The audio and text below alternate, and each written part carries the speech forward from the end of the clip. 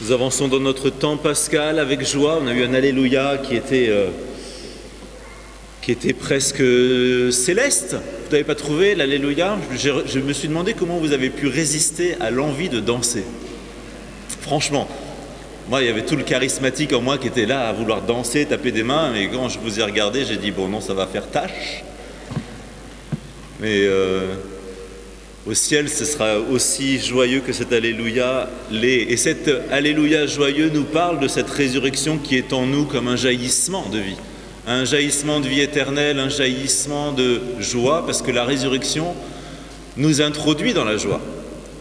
Puisque la résurrection nous fait rentrer dans le royaume de Dieu, qui, je vous le rappelle, est défini dans la Bible comme étant justice, paix et joie dans l'Esprit Saint. Donc on va vers cette joie du Saint-Esprit. Et quand les apôtres, quand les femmes au tombeau découvrent le tombeau vide, quand Jésus leur apparaît pour la première fois ressuscité, leur cœur est rempli de joie. Quand les disciples d'Emmaüs se font ouvrir l'intelligence et le cœur par Jésus qui leur explique l'Écriture, leur cœur est brûlant d'amour et rempli de joie.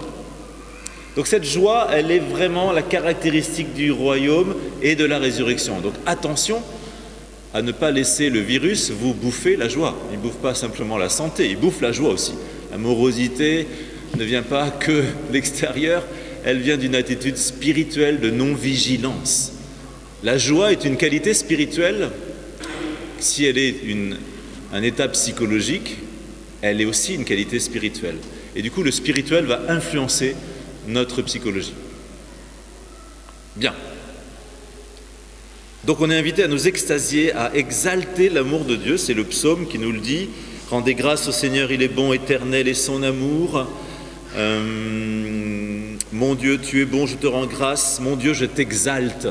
On reprend les mots de la Vierge Marie. Mon âme exalte le Seigneur, exulte mon esprit en Dieu mon Sauveur. Ça aussi, c'est une attitude spirituelle de ressusciter. Exalter le Seigneur, ça veut dire l'élever, le monter plus haut que moi, plus haut que mes problèmes.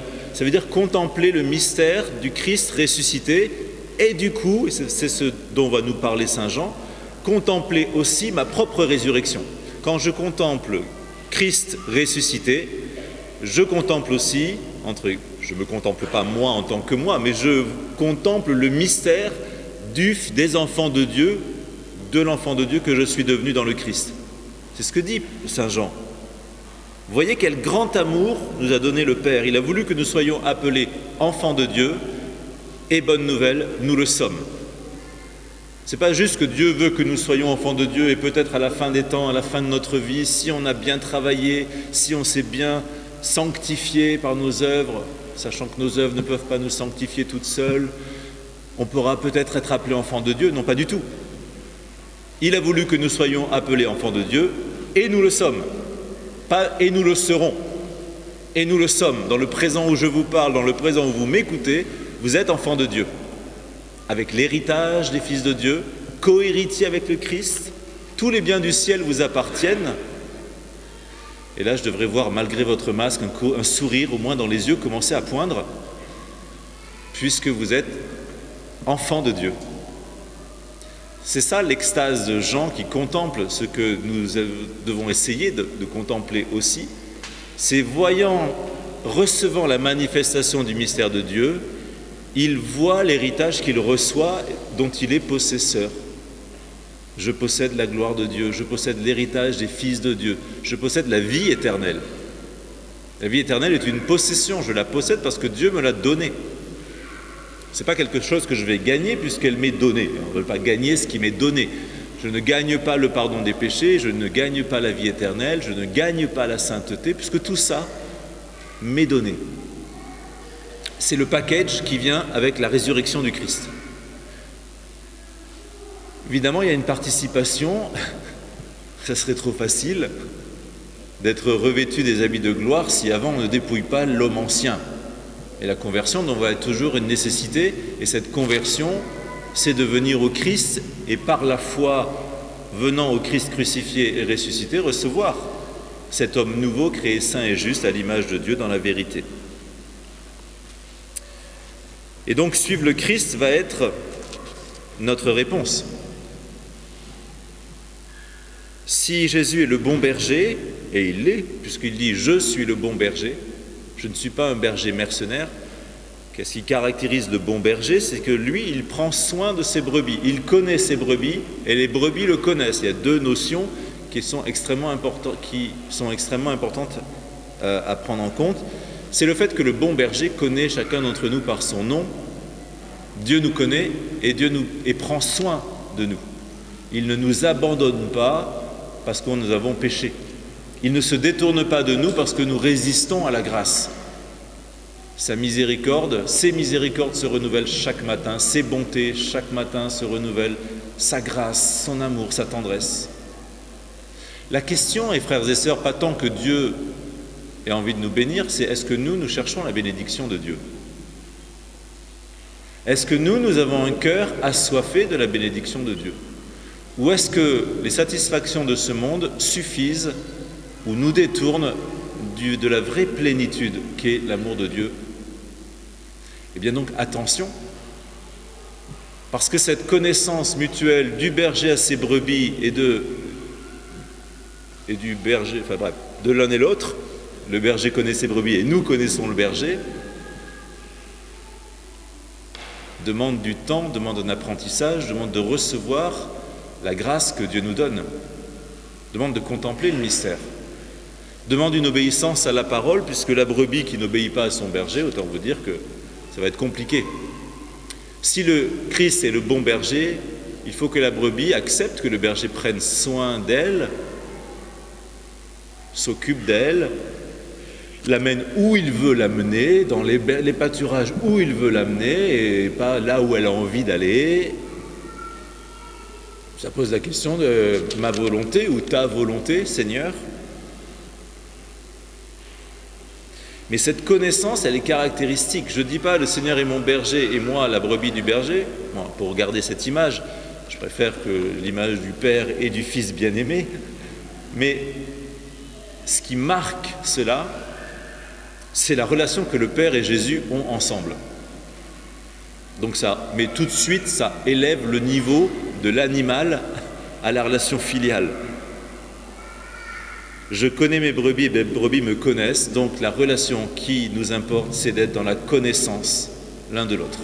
Saint Jean va dire, la vie éternelle, c'est qu'ils te connaissent, toi le seul Dieu, le vrai Dieu. Cette connaissance, c'est une connaissance de révélation, c'est une connaissance d'intimité profonde, amoureuse, une connaissance qui ne peut pas être sans l'union de deux personnes. C'est pour ça que dans la Bible, on dit l'homme connut la femme. Adam connut sa femme, Abraham connut Sarah, etc. C'est l'union des deux êtres. Comme le Père me connaît, que je connais le Père. Il y a en Dieu cette connaissance d'unité et si je veux que Jésus soit mon berger, je dois entrer dans cette unité-là. Il y a une forme facile et superficielle de foi qui est faire des prières. Ce n'est pas de la connaissance. Faire des prières n'est pas de la connaissance, c'est un agir humain qui est vertueux, qui a des qualités et qui a un retour de grâce, évidemment. Mais entrer dans la connaissance, c'est plus, on parle déjà là d'une intimité, je connais mon Dieu, je connais ses sentiments, je connais ses volontés. Il parle à mon cœur et il connaît mon cœur. Et ça, c'est différent. Et c'est à ce niveau d'intimité-là et à ce niveau de connaissance-là que Jésus veut nous entraîner. Quand il est le bon berger, il veut nous entraîner dans cette connaissance-là et non pas dans juste suivre bêtement le troupeau, vous savez. C'est pas ça que Dieu veut. Dieu nous connaît personnellement, il nous apprend, il nous appelle personnellement par notre nom et nous avons du prix. Il n'est pas un berger mercenaire, il ne s'enfuit pas. Le bon berger, lui, il va nous défendre. Il nous défend. Contre quoi? Nous avons un défenseur auprès du Père. Quand nous venons à pécher, dit Saint Jean, nous avons un défenseur auprès du Père, Jésus le Christ. C'est-à-dire que son sang est toujours là pour nous sauver, nous laver du péché. Sa miséricorde est sans cesse offerte à chacun d'entre nous, pour que nous puissions continuer à le suivre, pour que nous puissions continuer à l'aimer, à aimer le Père et à entrer dans cette connaissance. Nul ne connaît le Père sinon le Fils, et nul ne connaît le Fils sinon le Père et celui à qui il est révélé. Donc il y a cette volonté de Dieu de nous emmener dans cette connaissance. Je ne peux pas connaître Dieu si je ne connais pas sa parole. Si je n'entends pas Dieu me parler par la Bible, par la parole, et si je n'écoute pas le Saint-Esprit qui aussi me parle, et c'est du coup dans la prière que nous apprenons à entendre Dieu et à nous offrir à lui.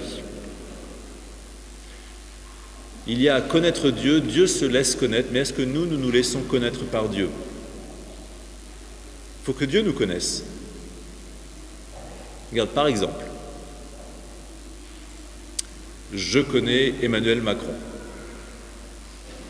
Bonne nouvelle, vous aussi vous connaissez Emmanuel Macron. À la télé. Vous l'avez vu à la télé, vous savez que c'est votre président de la France et tout. Mais est-ce que Emmanuel Macron vous connaît? Non. Vous n'avez pas de relation personnelle avec lui, vous n'avez pas de relation, vous ne l'appelez pas au téléphone, ce n'est pas votre ami.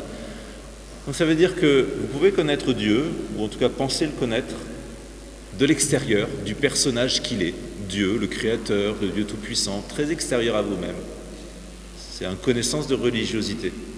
Mais une connaissance d'intimité implique d'avoir une relation, de se parler, de prendre du temps ensemble, et que lui vous connaisse. Est-ce que Dieu vous connaît? Oui, vous connaît puisqu'il connaît votre cœur. Mais est-ce que vous l'autorisez à entrer dans votre vie? Parce qu'il vous connaîtra en vérité que quand il entrera dans votre vie. Cette permission mutuelle et ce désir mutuel d'entrer dans la vie l'un de l'autre est indispensable dans la relation à Dieu. Seigneur, connais mon cœur, sonde mes reins. C'est moi, dans ma volonté, qui vais appeler Dieu à entrer dans ma vie. Ma liberté, Dieu ne peut pas aller au-delà. Mon désir d'amour, Dieu, il peut le susciter, mais c'est moi qui vais l'exprimer. Seigneur, j'ai soif de toi. Face à ça, il y a l'orgueil qui s'oppose en disant Dieu n'existe pas, ou je n'ai pas besoin de Dieu, ou ceci ou cela. Ou mes prières suffisent, ce qui est encore pire. Ce que je fais vers Dieu suffit, ça doit lui faire plaisir, il doit être content, j'ai fait mon devoir. On n'est pas dans la relation de connaissance. La relation de connaissance est un cœur à cœur. Je te donne mon cœur comme tu me donnes toi mon cœur. Le commandement de Dieu, c'est que le Fils donne sa vie pour la recevoir à nouveau. Le Christ nous a donné sa vie pour que nous donnions notre vie au Seigneur. Que nous nous offrions en sacrifice d'agréable odeur, dit la parole, que nous offrions nos personnes et nos vies à Dieu. Il n'y a pas de connaissance sans le don de soi. Le Père connaît le Fils et le Fils connaît le Père parce qu'ils se donnent l'un à l'autre éternellement dans la Trinité. Et nous entrons dans cette connaissance du Père parce que le Fils s'est donné à nous et se donne au Père. Et nous sommes emportés dans cette connaissance.